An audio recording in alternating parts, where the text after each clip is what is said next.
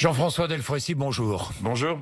Président du Conseil scientifique. Jean-François Delfraissy, un chiffre ce matin, il est tombé, on va le commenter rapidement, vous allez le commenter. 4,5% des Français ont développé des anticorps contre le Covid-19. Je le dis, le chiffre vient de tomber, il est de l'INSERM. C'est beaucoup, c'est peu, ça vous surprend ? Non, c'est peu, ça ne nous surprend pas, on connaissait déjà ces chiffres, il y a eu plusieurs enquêtes, c'est vrai en France, c'est vrai en Europe en général. Ça veut dire que lors de la première vague, il y a eu seulement une fraction minoritaire de la population française qui a été en contact avec le Covid et qui a développé des anticorps. Ça veut dire que le chiffre est un peu plus élevé dans certaines régions de France, et en particulier en région parisienne, où on atteint plutôt 11 à 12%. Ça veut dire quoi ? Ça veut dire que l'immunité en population, elle est relativement faible. On estime que pour faire un barrage, je dirais, à l'arrivée du virus, il faudrait atteindre des chiffres autour de 50 à 60%. Alors peut-être c'est moins, parce qu'il y a d'autres mécanismes immunitaires qui entrent en compte. Ça veut dire qu'on est loin du compte. C'est possible ? Oui, Est-ce que c'est possible ? Oui, c'est possible. Il y a un très bon exemple, si je peux dire. C'est ce qui s'est passé sur le porte-avions Charles de Gaulle. Oui. Où ils ont finalement, mais c'était des jeunes marins, des jeunes pilotes. Et puis c'était un lieu clos. C'était un lieu clos, ils se croisaient, c'était bouclé. Ils ont atteint 59%. 59%. Bien, si on laisse la population vivre sans gestes barrières particuliers, comme l'a choisi de le faire la Suède, est-ce qu'on peut atteindre cette immunité collective ? La réponse est, on va le faire, mais très lentement. L'exemple de la Suède est un très bon exemple, ou mauvais exemple. Ils ont essayé de le faire, ils ont finalement une immunité en population qui est de l'ordre de 11 à 12%, c'est-à-dire assez proche. Donc guère plus que le modèle français. Et dans le même temps, pour faire ça, ils ont laissé le virus circuler. Et donc, et c'est la grande question actuelle, il y a une sorte de porosité entre la population jeune qui va vivre avec le virus, et puis une population plus âgée qui, elle, est à risque de faire des formes graves.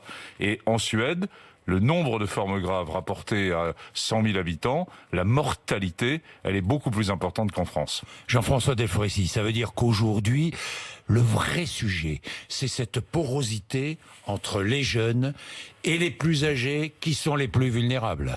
C'est exactement ça. C'est un choix qui est un choix à la fois sanitaire d'un côté, c'est un choix éthique aussi. Éthique. C'est un choix. Je rappelle que vous avez été président du Conseil national d'éthique. Oui, totalement. Et c'est un choix qui est également, je dirais, sociétal. C'est pour ça que le comité scientifique souhaitait qu'il y ait depuis longtemps la mise en place d'une réflexion d'un comité qui réfléchisse au niveau de la société civile. Ce qu'on sait en tout cas, c'est qu'on ne peut pas laisser le virus totalement libre circuler dans la population jeune, parce que il va y avoir une contamination de la population la plus âgée. La situation sanitaire continue-t-elle à se dégrader ? Écoutez, j'avais donné un signal d'alerte qui avait interpellé tout le monde début septembre.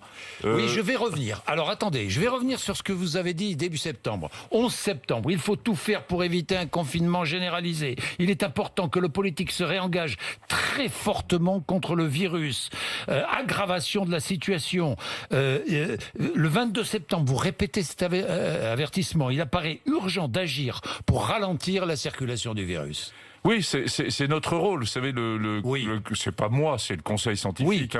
Oui. Notre rôle, c'est d'être aussi un signal d'alerte, d'être libre, de dire des choses, y compris aux politiques ou à la société, à nous-mêmes, des choses qui ne plaisent pas fortement.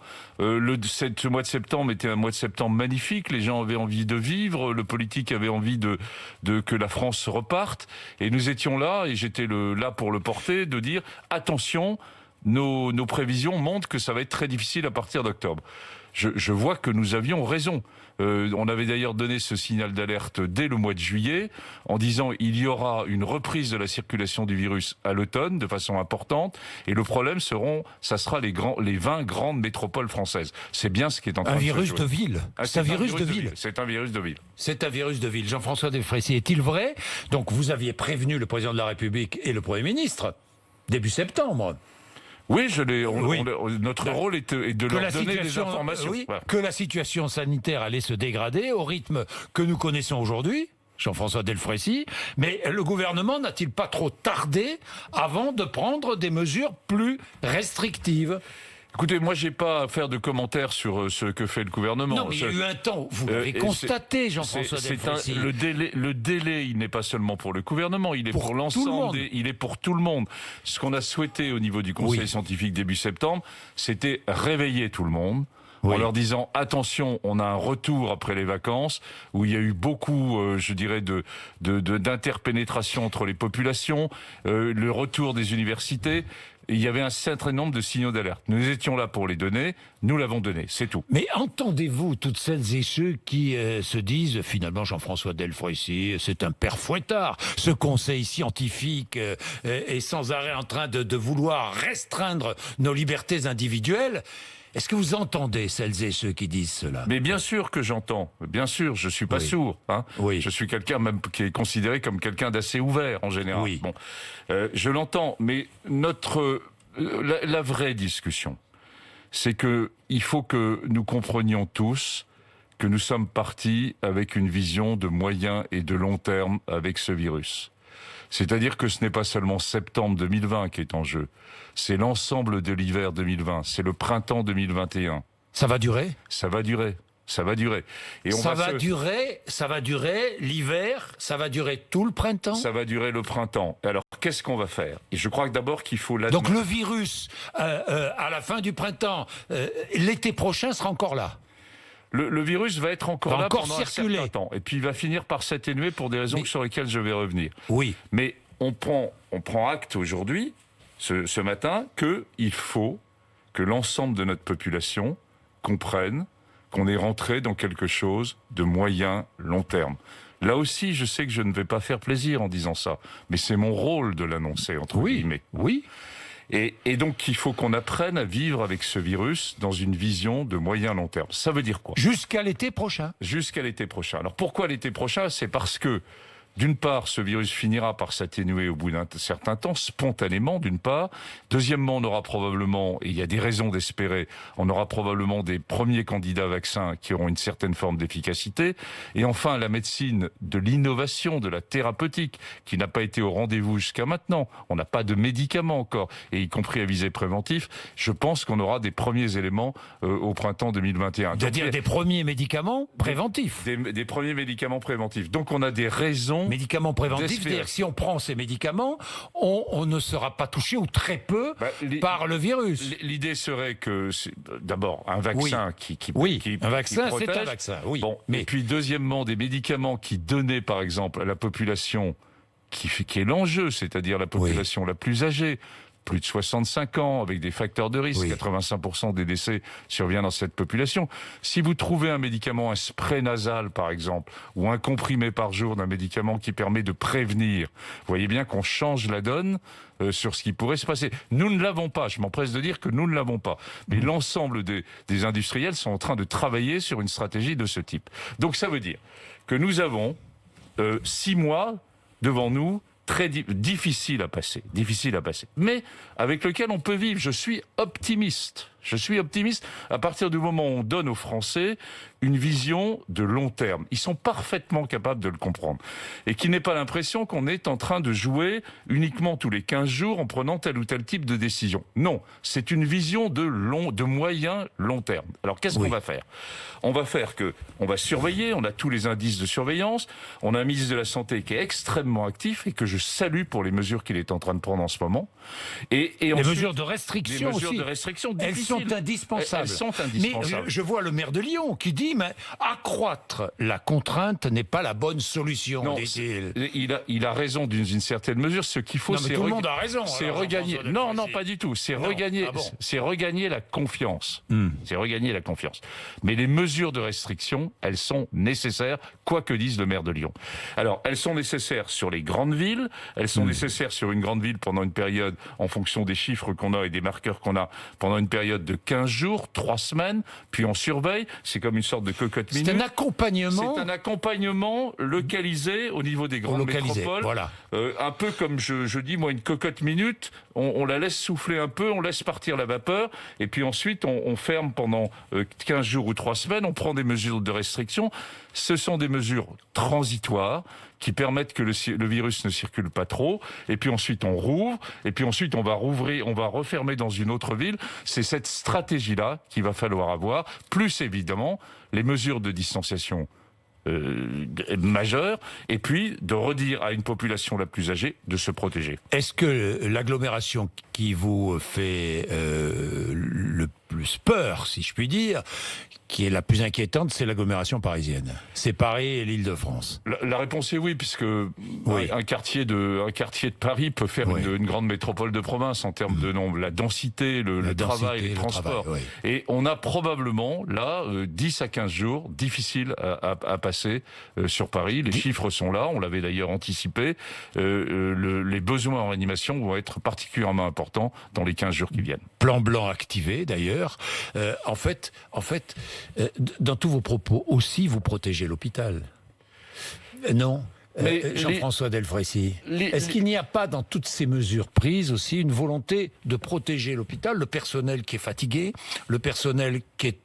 On manque de personnel dans beaucoup d'hôpitaux, personnel qui n'est pas toujours bien payé, qui n'est pas toujours, qui n'est pas bien payé. Hein, Jean-François Delfraissy, est-ce qu'il n'y a pas aussi cette volonté logique de protéger l'hôpital et de protéger tous les patients qui sont à l'hôpital pour d'autres raisons que le Covid?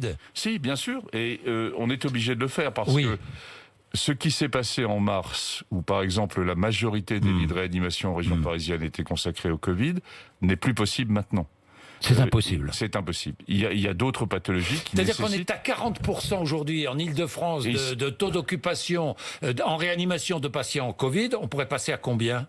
Écoutez, l'ambiance générale est de rester autour de 50% et de garder au moins la moitié des lits. Oui, l'ambiance générale, mais... Et ensuite, je dis ça, l'ambiance générale, est-ce qu'on pourrait malheureusement dépasser les 50%? Oui, probablement dans certains endroits, on dépassera les 50%. Et dans d'autres, je rappelle que le plateau de lits de soins intensifs en Île-de-France, il est particulièrement, je dirais, important. Donc il y a le partenariat public-privé qui peut se faire. Mais globalement... En tout cas, il y a un souhait profond de l'ensemble des équipes de garder des lits de soins intensifs pour des patients qui ne sont pas Covid. Et c'est fondamental parce qu'on sait que la morbidité non Covid est un élément à prendre en compte dans une vision très générale. Bien, la lutte contre l'épidémie dépend de l'État. Sans changement, on va le payer cher. C'est ce que disait hier un professeur de l'hôpital Bichat. Donc il faut absolument que nous ayons conscience de ces restrictions indispensables. Oui, les restrictions, mais parce que je me demande si la population aujourd'hui en a conscience. Non, je pense qu'elle n'en a pas conscience. Elle n'en a pas conscience. Non, elle n'en a pas conscience. Mon message ce matin est de dire il faut s'inscrire dans le moyen long terme. Le prix à payer pour sortir et gagner contre ce virus, c'est avoir des mesures restrictives à certains moments sur certaines grandes métropoles. Ça sera de façon Est-ce que nous allons provisoire. échapper, par exemple, à un reconfinement, non pas national, mais local ? À l'occasion, je pense aux vacances de la Toussaint, par exemple. Faudra-t-il interdire les déplacements au-delà de 100 km ? Sur le reconfinement local, il faut tout pour l'éviter. Oui. Si à certains moments c'est nécessaire, il faudra le faire.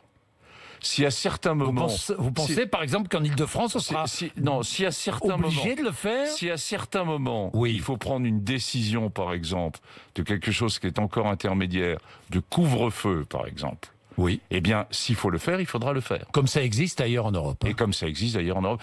Une fois de plus, quittons aussi notre modèle français permanent. Regardons ce qui se fait ailleurs. Nous avons énormément de contacts avec les équivalents de conseillers scientifiques des pays européens.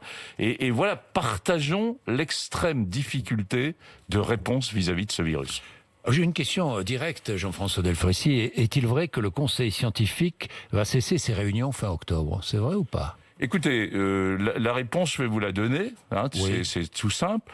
Nous sommes actuellement dans le renouvellement de la loi de crise sanitaire, qui vient d'être votée à la fois à l'Assemblée nationale, au Sénat, et qui renouvelle cette période très particulière, qui permet au préfet, à l'État, de prendre un certain nombre de décisions. Dans cette loi, il y a la poursuite du conseil scientifique. Donc ma réponse, elle est très simple.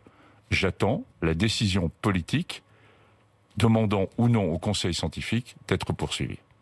Pour l'instant, vous n'avez pas cette réponse. Je n'ai pas cette réponse, mais voilà, nous sommes inscrits dans la loi, donc le Conseil scientifique... Si le président de la République choisit de ne pas poursuivre avec le Conseil scientifique, eh bien, le Conseil scientifique disparaîtra. C'est une décision politique, elle ne relève du président de la République. Elle ne relève pas de moi. Bien, c'est important de le dire, c'est important de le préciser. Mais faut-il encore s'interroger sur qu'est-ce que peut apporter finalement, c'est ça qui est important. Parce que j'ai vu que des conseils scientifiques étaient créés. C'est pour ça que je vous pose la question. Mais bien sûr, mais qu'est-ce que créés partout à Marseille. Qu'est-ce que peut apporter un conseil scientifique, je dirais, national? Bon. Moi, vous savez, j'avais déjà demandé à disparaître dès le mois de juillet. Hein. Ah bon? On nous a, oui bien sûr, dès le 12 juillet, j'avais demandé à ce qu'on arrête le conseil scientifique. La loi nous a prolongé. Bon, on se resitue dans le même modèle. Hein. Voilà. Donc, ce qui compte, c'est ce qu'on peut apporter. Moi, j'ai eu l'impression qu'on a apporté au moment du confinement, qu'on a apporté pour définir une stratégie, qu'on a donné les signaux d'alerte dès le mois de juillet sur les 20 grandes métropoles et sur le fait qu'il y aurait de nouveau une vague. Et puis là, que mon coup de gueule, si je peux m'exprimer ainsi, de début septembre, il a finalement porté pour réveiller tout le monde. Bien.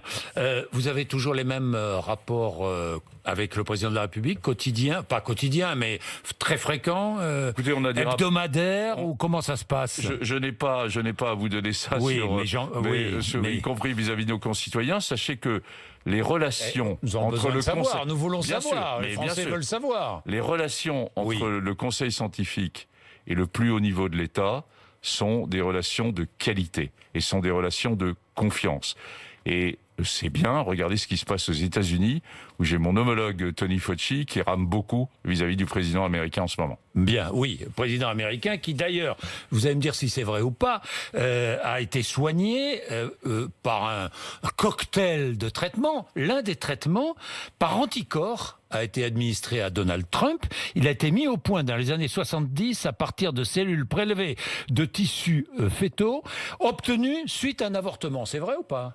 Écoutez, ça j'en sais rien. Je sais qu'en tout cas, il a été traité par ce qu'on appelle des anticorps monoclonaux dirigés contre le virus. C'est les médicaments que j'évoquais tout à l'heure dans le début de notre discussion. Une injection de ce médicament a une durée d'action de plusieurs semaines. Donc vous voyez l'utilisation qu'on peut avoir à la fois possible à titre thérapeutique, mais pourquoi pas aussi à titre préventif après tout. Hein, après tout. Bon, Jean-François Delfraissy, les conséquences du Covid-19, les conséquences, double conséquences, c'est une maladie qui touche les personnes âgées, les fragiles, les plus fragiles, mais aussi les plus pauvres. Oui, c'est un des points qui est oublié. Qui est oublié totalement. Et merci de me poser cette question, parce que la presse l'oublie, honnêtement. La précarité, la grande précarité, est très touchée par cette maladie. Alors les chiffres... D'abord, le nombre de personnes infectées dans ces populations chez les SDF à Paris, on vient d'avoir des chiffres menés par des grandes associations. Ils sont infectés de l'ordre de 40%. Ce chiffre de 5% qu'on évoquait, c'est 40%. 40% chez les sans-abri, oui. Et deuxièmement, la gravité de la maladie, elle est plus grande chez les plus précaires. La mortalité-morbidité n'a pas été la même sur le sud du RER, vers Sceaux, que vers le nord du RER, dans le 9-3. Et la mortalité a été beaucoup plus grande sur les populations précaires du 9-3. Donc il faut qu'on en ait tous conscience, qu'une crise de ce type, que les crises sanitaires, aggravent les inégalités sanitaires et d'accès aux soins qui existent. Et encore, la France est un pays qui amortit beaucoup ce genre de choses. Le deuxième élément qui est important, et on vient d'en parler, ça rejoint le problème de la confiance, c'est qu'il y a un sentiment en France et une expression de très grande inquiétude, finalement, de la part des Français. Une anxiété. Et que les psychiatres insistent à juste titre sur la morbidité liée à ces grandes anxiétés et au phénomène dépressif qui est en train de s'installer dans une part large de la population française. Les enquêtes là commencent à sortir et le montrent. C'est pour ça que l'élément essentiel est de dire la vérité, de dire une stratégie sur le moyen long terme, de dire qu'on va s'en sortir. Je suis optimiste sur le fin. mais au prix d'un certain nombre de contraintes pendant les mois qui viennent. J'ai une dernière question. Vous avez présidé le Comité national d'éthique. Les députés ont voté en première lecture en faveur de l'allongement du délai légal de 12 à 14 semaines pour recourir à une IVG. Le gouvernement ne se prononce pas, attend l'avis du Comité national d'éthique. Vous ne le présidez plus, vous pouvez donc donner votre avis. Non, pas du tout. Non, non, mais pourquoi? Parce que je le préside toujours. Je me suis mis entre parenthèses pendant la période de la crise, mais je suis toujours, bien sûr, au Comité national d'éthique. Le Comité national d'éthique a reçu une saisine du gouvernement, du ministre de la Santé, pour émettre un avis. Il émettra son avis dans la deuxième quinzaine de novembre, c'est-à-dire avant le deuxième passage de cette loi devant les députés après le vote du Sénat. Et vous ne nous donnerez pas votre avis? Je ne vous donnerai pas mon avis aujourd'hui, puisque les avis du CCNE sont des avis de l'ensemble des membres du CCNE et non pas de leur président. Bien, merci Jean-François Delfraissy d'être venu nous voir ce matin sur RMC et BFM TV.